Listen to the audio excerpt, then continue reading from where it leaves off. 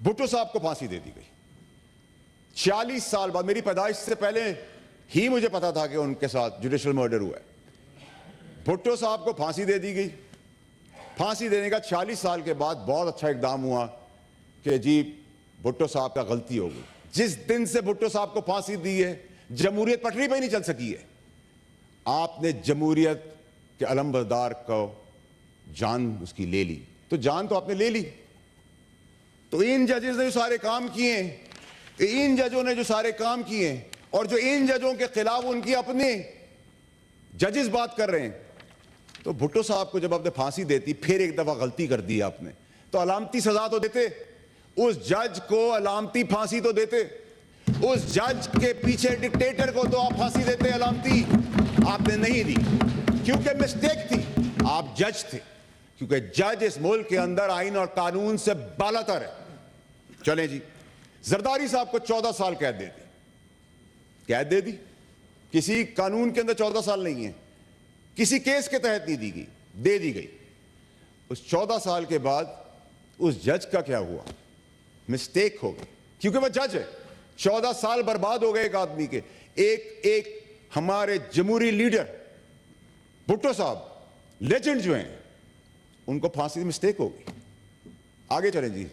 नवाज शरीफ साहब को over the counter पे पैसे ना लेने पर, यह एक नया कानून था, ओवर द पैसे ना लेने पर बच्चे से पैसे नहीं लिए, ले लिए होते, नहीं लिए, नहीं लेने पे ब्लैक लॉ डिक्शनरी इजाद हुई और उनको 2/3 मेजॉरिटी वाले प्राइम मिनिस्टर को डिबार कर दिया जाता है।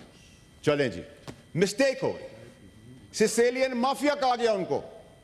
काश उनकी पार्टी खड़ी होती जैसे मैं खड़ा हूं। चलें जी, आगे बढ़ें। इमरान खान साहब, हुकूमत चल रही है, रात को छुट्टी वाले दिन अदालतें खुल जाती हैं, अदालतें खुल जाती, पाबंद कर देती हैं। अब इसमें दो बड़े इंपॉर्टेंट फैक्टर्स हैं मैडम, इसको आपने बड़ा गौर से सुनना है। सुप्रीम कोर्ट खुली तो समझ में आता है कि सुप्रीम कोर्ट ने आइन और कानून के तहत उसको प्रोटेक्ट करना था, नो वोट ऑफ कॉन्फ्रेंस को, तो उन्होंने पाबंदी के तौर पर वो खड़े रहे, उन्होंने अपनी अदालतें खोली। लेकिन मोसेस, बेहतरीन दलेर जज अतर मिनल्लाह, जो उस वक्त के चीफ जस्टिस थे, उन्होंने लाहौर हाई कोर्ट खोल दी। ये सवालिया निशान है कि लाहौर हाई कोर्ट खोलने का, इस्लामाबाद हाई कोर्ट खोलने का मकसद क्या था? वो कौन सा ख्वाब था जिस ख्वाब ने उनको रात को उठाया, उनके स्टाफ को वहां मौजूद फरमाया, मन पसंदीदा मीडिया वहां मौजूद था, 2 घंटे खुला गया? वो क्या ऐसा बीच का हिस्सा है? वो क्या पाकिस्तानी कौम को ढूंढने की जरूरत है, पीटीआई के दोस्तों को ढूंढने की जरूरत है कि वो बीच का हिस्सा क्या था? मैं तो बताऊंगा इसी तरह शवाहिद के साथ ही। और जो इनका कामयाबी और तरक्की और तारीखी फैसलों और इस्लामाबाद हाई कोर्ट से कुछ माह पहले रिटायर होने से पहले वो सुप्रीम कोर्ट क्वालिफाई कर जाता है, उस तक का सफर तो वो अपनी आप में खुद ही बताएंगे कि उनकी वो जो कामयाबी का राज क्या था। ख्वाब था, क्या वो ख्वाब है? क्या वो किसी की आलाकार थे? क्या वो मदाखलत थी? ये तो वही बता सकते हैं, मैं नहीं बता सकता।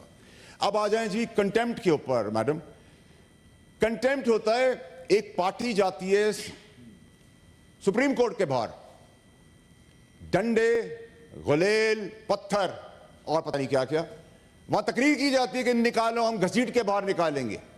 ना कंटेम्प्ट होता है, ना जेल होती है, ना सजा होती है, क्योंकि बहादुर बड़े दिल के मालिक वहां बैठे हुए थे। चलें जी, आगे बढ़ते हैं। एक पार्टी नाम ले लेके गालियां देती है, एब्यूजिव लैंग्वेज यूज करती है, ऐसे रिमार्क्स यूज करती है कि हम यहां अपने फोन्स पे भी अकेले बैठ कर नहीं देखते, कोई एक्शन नहीं। क्यों?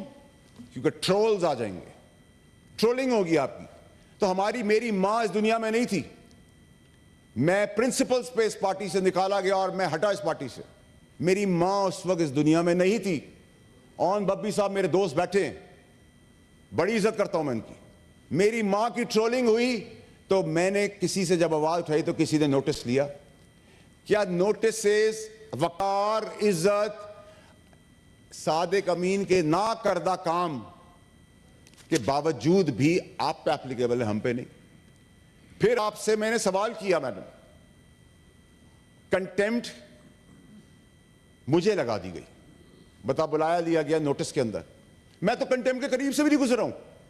मतलब ये ऐसी बात है कि अब रऊफ हसन साहब की मैंने बात की, मुझे तकलीफ दे, मैंने कंडेम किया उसको, लेकिन आप उसमें मुझे इंगेज कर दें। किसी को नॉन लेट मिला आप उसमें इंगेज करें, किसी की बिजली चली गई उसमें मुझे इंगेज करें, किसी का टायर पंचर हो गया मुझे इंगेज कर लें, क्योंकि मैं सही बात कर रहा हूं। या मुझे प्रीएम्प्ट कर लिया है कुछ हजरात ने कि मैं मवाद, सबूत, शवाहिद लेके आगे बढ़ रहा हूं। मैडम, आज तो मैं आप ऐवान का सिर्फ ये टेस्ट केस जो आला अदलिया को खुद कर लेना चाहिए था, शवाहिद समेत, ये इतना छोटा सा काम था, खुद कर लेते। इससे आपको पता चलता है कि पाकिस्तान में अदल और इंसाफ कहां जा रहा है।